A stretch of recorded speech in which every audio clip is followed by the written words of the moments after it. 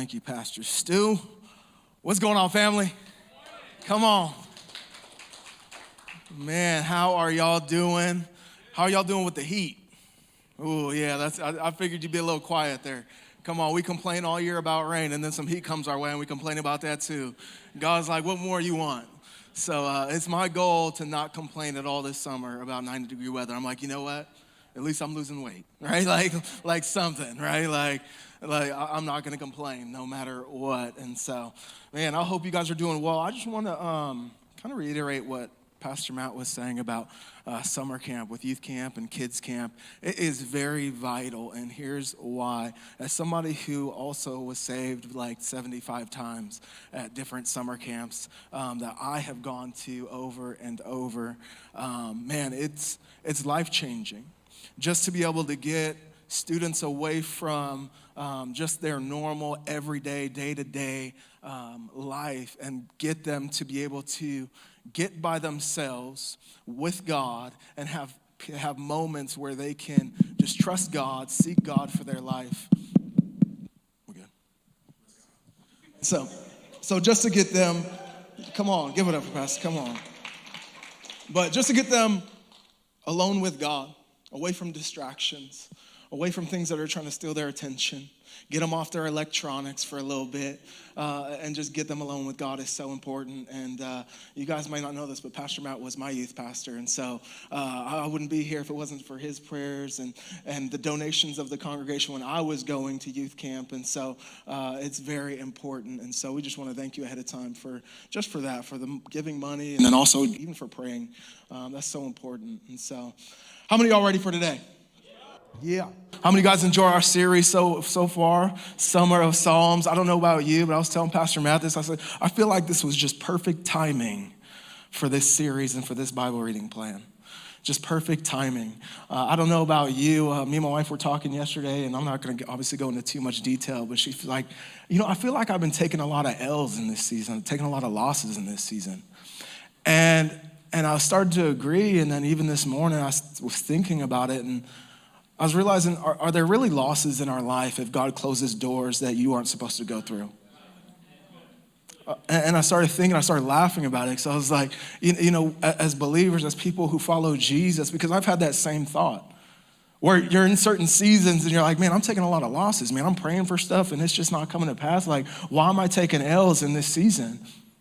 And the reality is are they really L's? Are they really losses for you? Because if God is directing our path and God is directing our way and he closes doors that aren't supposed to be open, I think it's interesting because there's going to be seasons you go to when you realize the reason why he closed the door. That you might be sad in this season because of a closed door, and then you might get to another season where you realize that's why it was closed. You might be like Joseph and get thrown in a pit in one season and then find yourself in a palace in another, realizing why you were there in the first place. So are they really losses or are they lessons? And so in today's message, it's not about Joseph, so calm down. We're sticking with the Psalms. We're going to go to Psalms 55. If you can get there. And here in a moment, I want to really share from this subject of pain, this subject of fear, this subject of frustration, and we're going to talk about these different things. And if you need a title for the text this morning, the title that I'm going to preach from is Immovable Faith. Immovable faith. I don't know about you, but when my kids, when they do something, or I need them to come over and do something, and I go to grab their hand and bring them over, if they don't want to do it when they were younger, they just drop their weight on you so you can move them. Or if you've ever walked like a puppy, if you got a dog and you get a puppy, you take them for that first walk and they're done walking, what do? They stiffen up. They ain't going nowhere. And I thought that was funny because that's how we should be in our faith. That when we're in faith, believing God for something, and there's certain things that try to move us out of that, I want that dead weight faith. I want that faith that says no matter what, I'm not going anywhere. That what I'm believing for, regardless of what's around me and regardless of what's happening to me. I want that dead weight faith. I want that immovable faith where things in my life, they might try to get me away from it, but I'm glued to it. That like my kids, I'll sit that weight down. You ain't moving me from it. That's what I want. But how many of you know it's not always easy getting there? Getting to that place of when everything around me doesn't make sense and isn't going my way, to have that faith to say, I'm still gonna believe. I'm still gonna have faith in the God, even when it seems like doors are closing, even when it seems like nothing's happening the way I want it to happen, that I have that faith, because the reality is there's things that move us away from faith. And one of those things we're gonna talk about this morning is pain, because pain can move us away from faith. That we can be in faith and believing God for something, and then something in our life happens that we have no control over, and it can move us from faith to doubt, or it can move us from belief to unbelief. And oftentimes when we talk about pain, I know it's a touchy subject, because the reality is all of us have come in here with it at some point, because pain is no respecter of person. Whatever your gender, color, don't matter. Background, how old you are, it don't matter. Pain is no respecter of person. And if you're breathing on this planet, you face some pain. Now, I want to make this clear, because pain can be an identifier. It can be an identifier of two things. It's an identifier of change, right? It can be an identifier of something in your life that is wrong. But it can also be an identifier of something in your life that is right. So if you go to the gym and you find yourself hurt, don't use this as an excuse to leave, because that's good pain. That's good change in your life. But there's also pain in your life that is an indicator of something wrong, that something isn't going the way you thought it was supposed to go. And in our text this morning, we're going to read about David, who has faced some of the highest highs and had some of the lowest lows. And he's in a place of pain. He's in a place that hurts. And so no matter who you are, no matter where you've been, no matter what you're going through, my goal for this morning is that you would walk out in a place of faith and be unmovable and unshakable in that faith. Let's pray. Father God, I thank you for these brief few moments that we'll share together. I pray that you'd speak to our hearts, that our hearts would be open, that we don't need to run from you, but that we would just trust in you. Father God, I pray that you'd speak this morning. In your precious name, amen. Amen. We're going to go to chapter 55, verse 16 of the Psalms. And to let you in on what's happening, David is in a place of pain, a place of trouble.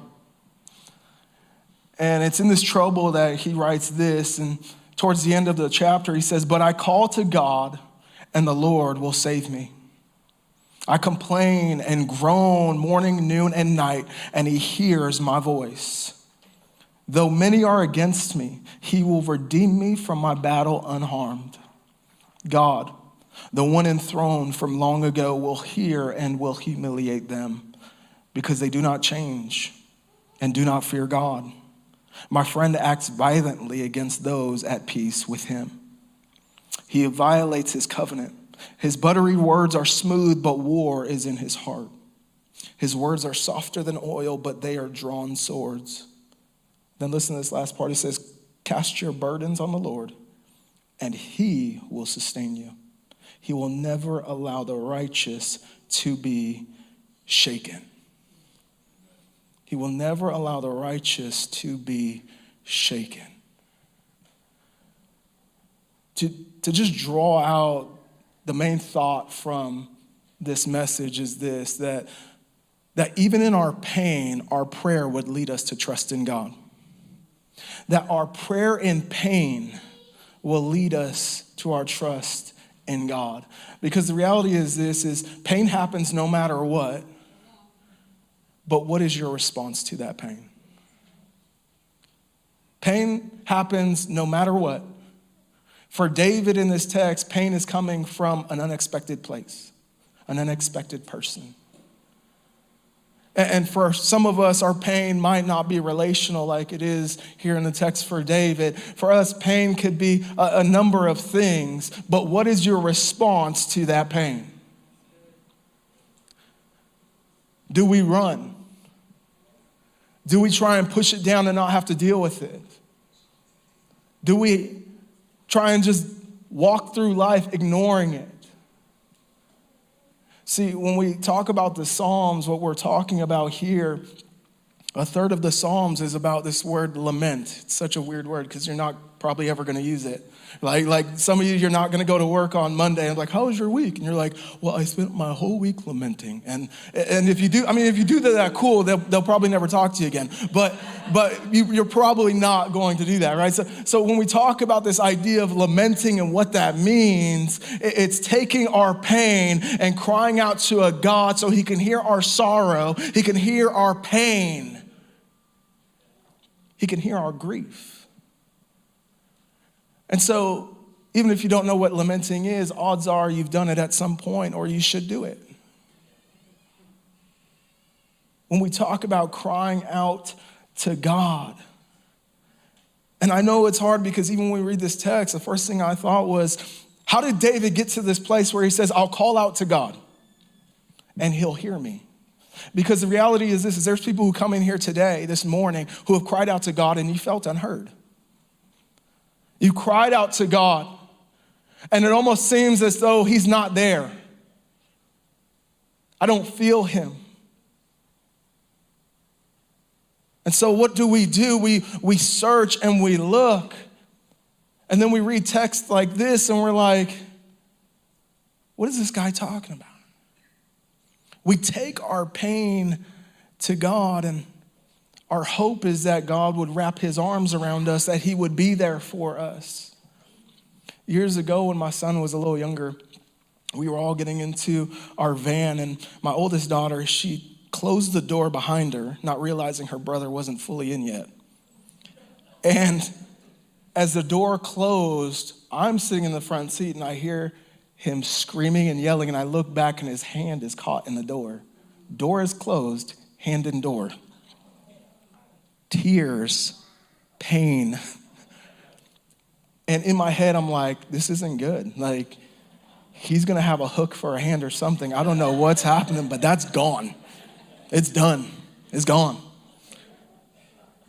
And I go and try to open the door, and it seems like an eternity to get that thing open. And when I do, I'm like, oh my goodness. He had nothing but a few scratches and some bruises. And tears as he hugged his parents, hugged me. And when we look at a picture like that and we're like, isn't that how God's supposed to be? The one that we call Father, that when we're in pain, the one we should be able to go to and feel like he's there to comfort us and be there for us, yet there are times where it feels like he's not.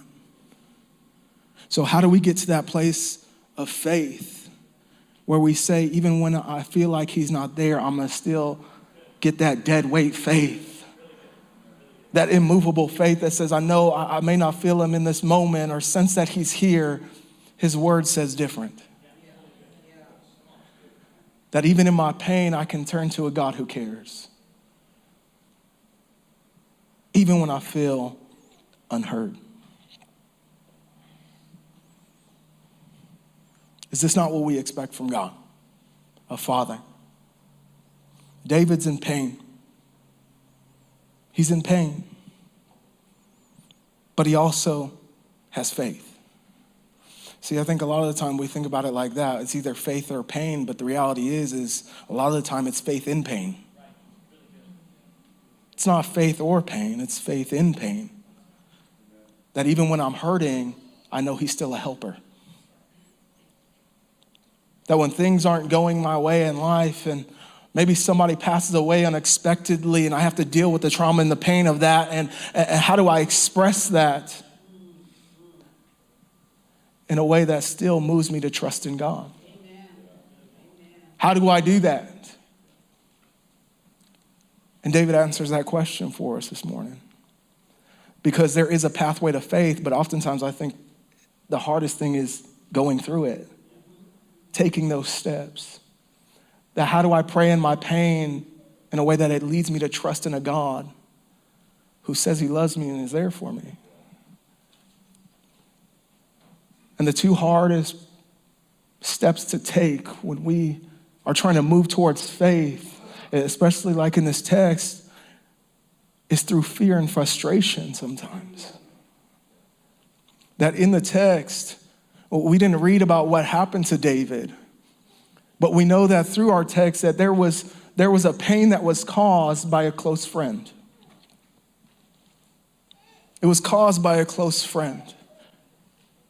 And he's in a place now where I'm in pain and I'm troubled, but I'm also afraid.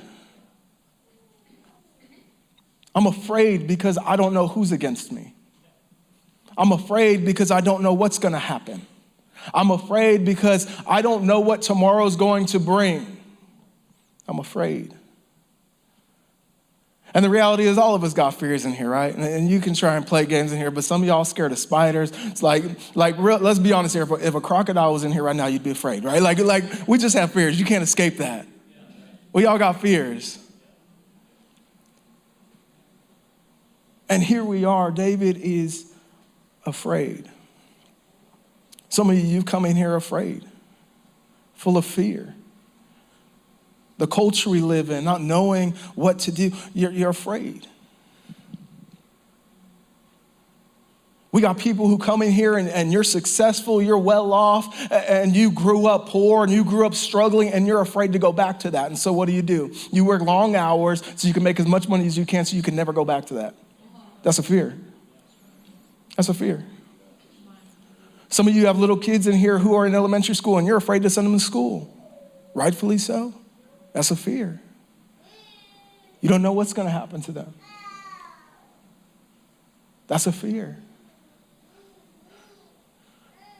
We got dads in here afraid because you're trying to figure out, how do I provide for my family? How do I love my wife? How do I go to work hard? How do I do all this? I'm afraid because if things don't pan out.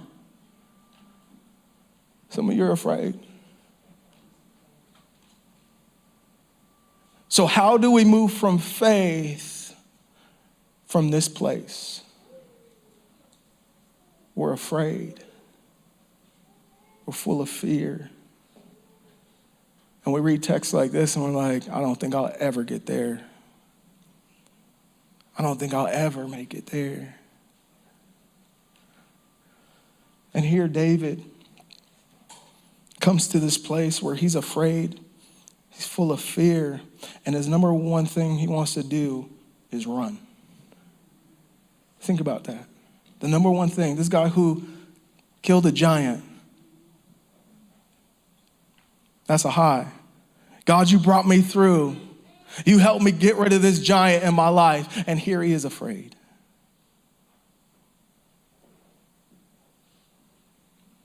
Scared. In pain because nobody can hurt you like those close to you.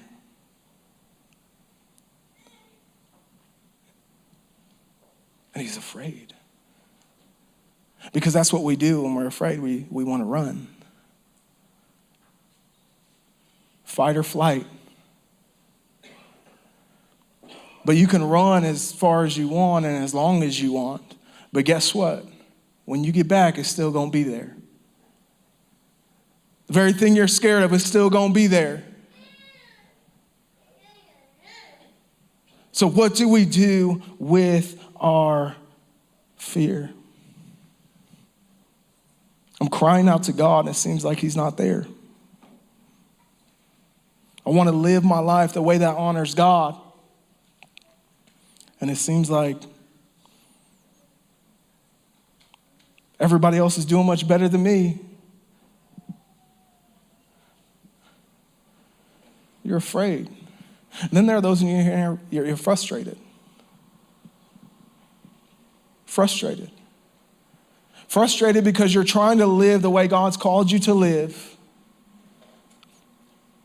And it seems like doors are closing in your face. What you want's not happening. And you look around at people who aren't even serving God and you're like, it looks like they're on top of the world. It looks like everything's going right in their life. God, where are you? God, why aren't these doors opening for me? God, why is this opportunity coming my way? We're frustrated. Frustrated with some of the struggles we face. If I didn't have this addiction, I'd be closer to you, God. Why can't you take it away from me?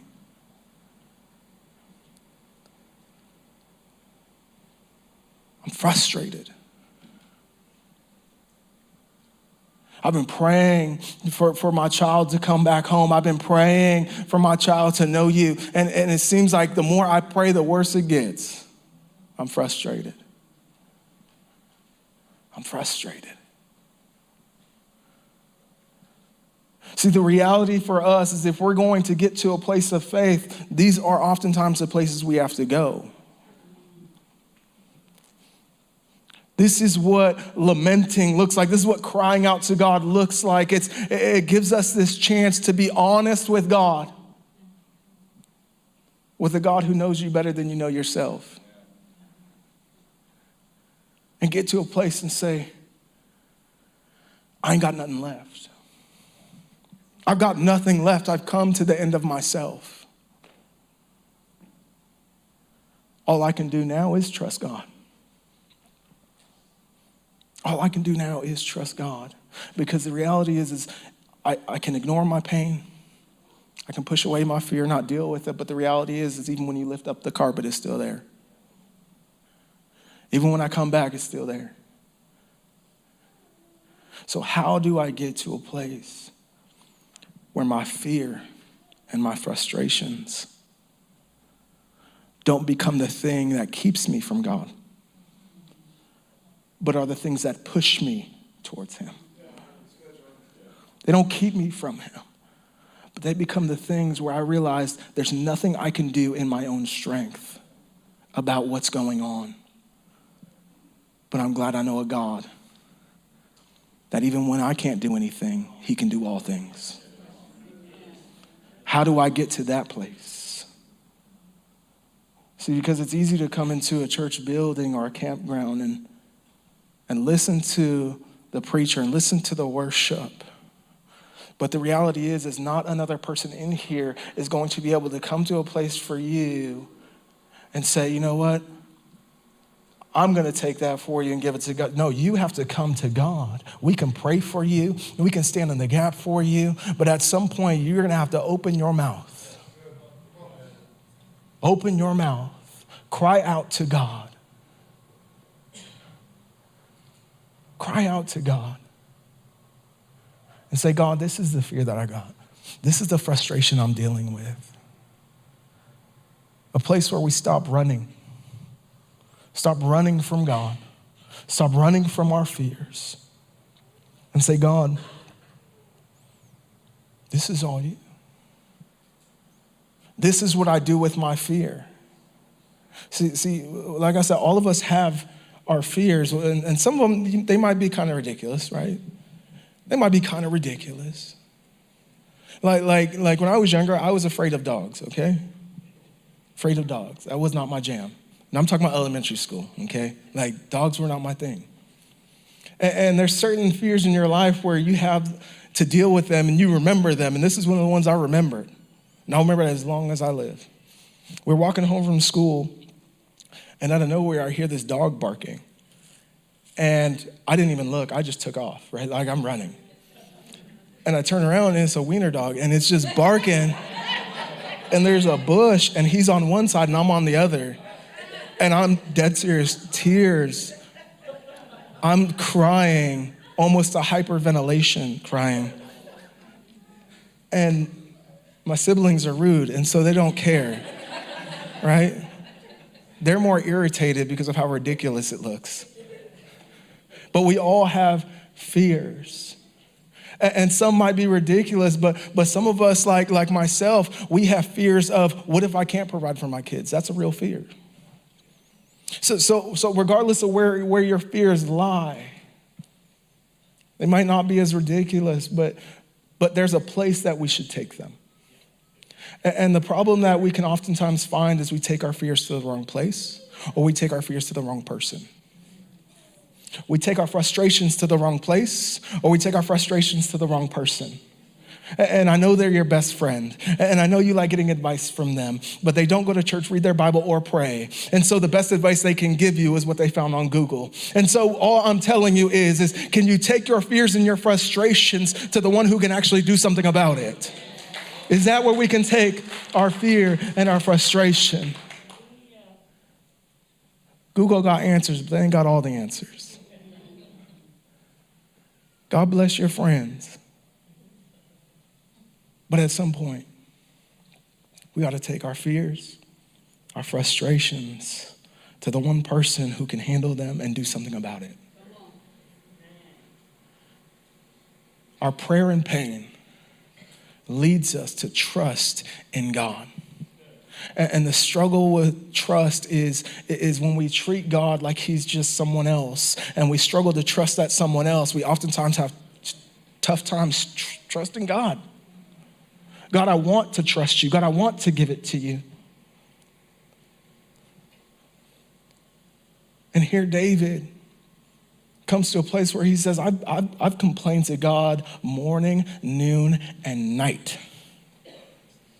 Morning, noon, and night. And let me tell you something. When you have complained that long about something, it's important. It's important. It's weighing heavy on you. And some of you in here today, just to come to church was hard for you. Because you've had so much pain in your life, and some of the pain that you felt have come from places that were supposed to help. So you've been to churches that hurt you. And so you'll come to church, but your guard will be up.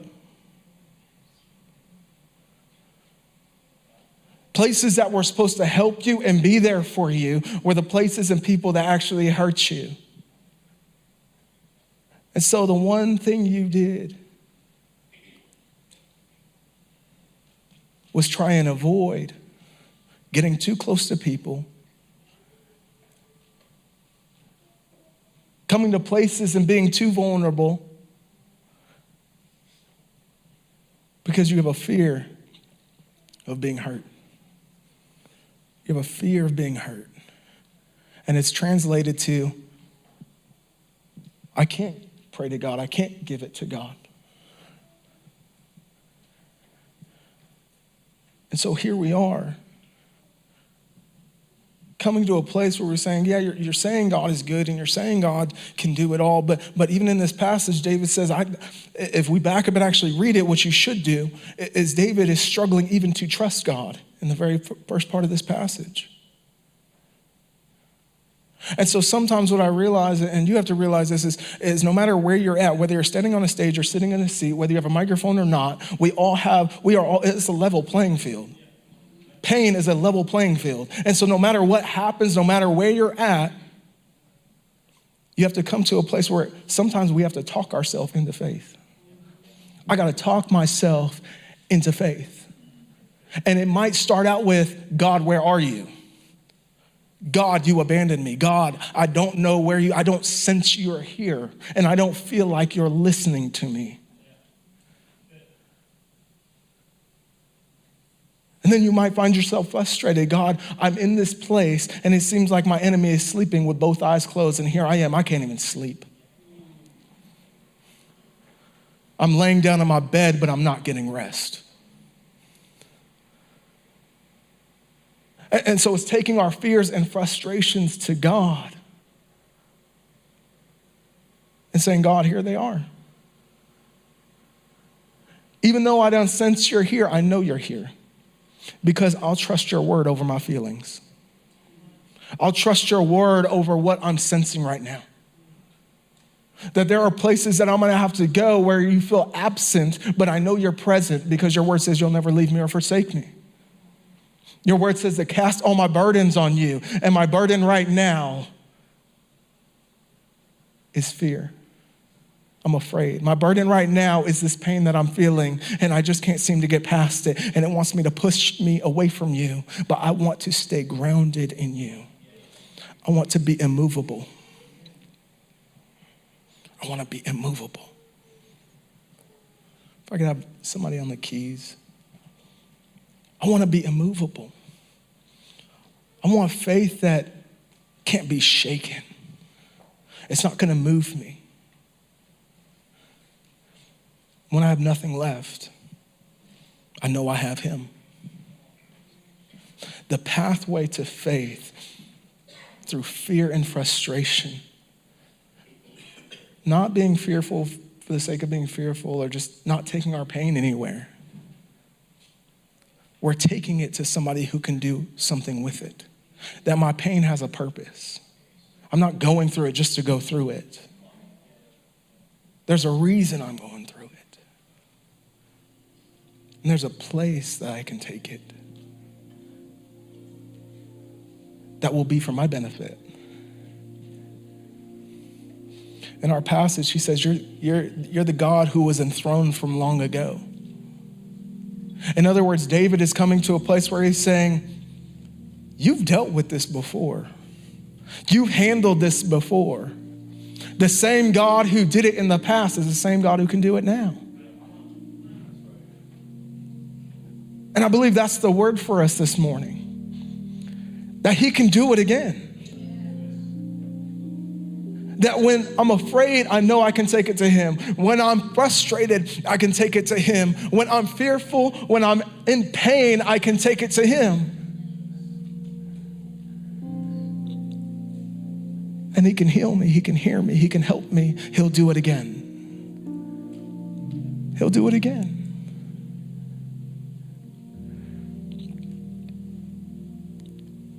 And at the end of it, he says, I'll cast my cares on you.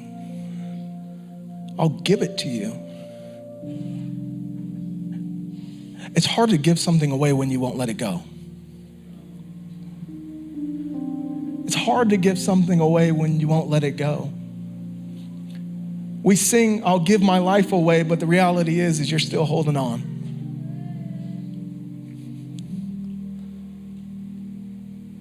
You're still holding on.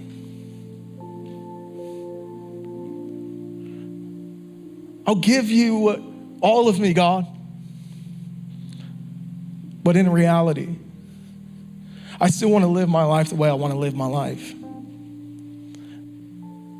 I still do what I want to do. I'm grateful God saved me, but I don't know if I'm ready to make him Lord. And so I'll hand it out to him, but I'm not going to let it go. And that's where some of us are this morning. We show up to church and we say, God, you can have it all. And the reality is you can have it all as long as it's okay with me, which still makes you Lord of your own life. We do the same with our pain. We do the same with the things that we can't seem to put in his hands and fully let go because of what happened to you long ago. Different things that you're dealing with. Can we let it go this morning? What happens when we move to this place of faith and when we do this thing where we cry out to God, it allows us to do two things. Two of the most important things you're probably ever going to do in your life. It's going to allow us to be real with God, and it'll allow us to have rest. The two things that odds are you can't get in this world because nobody wants to be real. That's why we have filters and everything else to cover up who we really are. And we'll never find rest because there is no rest for the weary, right? Like you're always going to be doing something, whatever it is. Always something. We live in a world that is constantly busy, constantly doing something. And when's the last time you just sat and said, God, I'm laying in my bed at night and I'm closing my eyes, but I'm still restless. I'm laying in my bed at night, but my worries, my doubts, my frustrations are beating me up. And guess what? I wake up tired and do it all over again.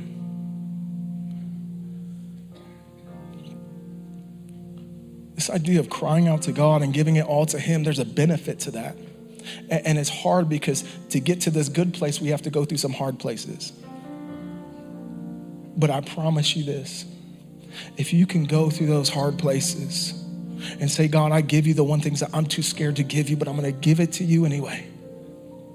I'm going to give you my fears of whatever it is. I'm going to give you my frustrations. It'll allow you to be real and open with a God who already knows you better than you know yourself, so he already knows what you're dealing with. But it'll also allow you to find rest. You know what David wanted more than to win battles against his enemies? He wanted rest. If you back up in this passage, he said, if I could get wings and be a dove and just fly away so I don't have to deal with it. He said, I just want rest. And there's some weary souls in here this morning. You're looking for rest. You're looking for rest. Jeremiah 29:13, it says, you will seek me and find me when you seek me with all of your heart, when you search for me with all of your heart. And so as we close this morning, really my challenge and my encouragement for you, and just to take the next few moments, we're going to worship, we're going to seek God. And so if we could all stand, because I want to leave you with this challenge this morning. No matter how afraid you might be, maybe, how frustrated you might be, whatever pain you're dealing with, I want to challenge you and encourage you with this, that I want to challenge you to lay it down before God, to fully let it go. But I also want to encourage you with this, that when you do, you're going to find rest for your soul. You're going to find rest in those areas of your life that keep you worried, keep you frustrated, keep you fearful.